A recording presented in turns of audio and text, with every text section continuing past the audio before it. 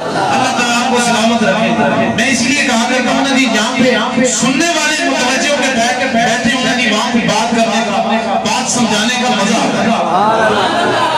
اللہ تعالیٰ آپ کو سلامت رکھے. پہلا سوال اس نے کیا جی کہ سابقہ انبیاء کے اوپر کتابیں آتی رہی قرآن زبور انجیل وہ اپنی جو کتابیں تھیں اس کی تلاوت کیا کرتے ہیں. آپ کے اوپر اللہ تعالیٰ نے جو قرآن جو کتاب نازل کی ہے ذرا مجھے اس کی کچھ آیات سنائیں مجھے بھی پتہ چلے.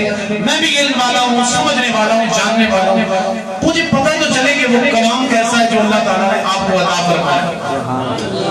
اب قاری صاحب نے تلاوت کی آج ختم قرآن ان کا میں نے خود قرآن کریم سنایا الحمدللہ. ہماری زبانیں کہاں رسول اللہ کی زبان کہاں. ہم امتی ہو کہ جب قرآن پڑھتے ہیں تو قاری صاحب بندہ مچل جاتا ہے. کبھی کبھی آیات ایسی آتی ہے اب ترجمہ ذہن کے اندر ہو تو پھر بندہ کہتا ہے بس پڑھتا جاؤں. اس قرآن کے سمندر کے اندر میں دھوتے کھاتا جاؤں اور بندہ کہتا ہے بس رکوع کرنے کا دل ہی نہیں کرتا. لیکن وہ کیا منظر ہوگا کہ جب صاحب قرآن خود اپنی زبان سے قرآن کی تلاوت کر رہے ہو. میرے حضور میں تلاوت کرنا شروع کر رہی اللہ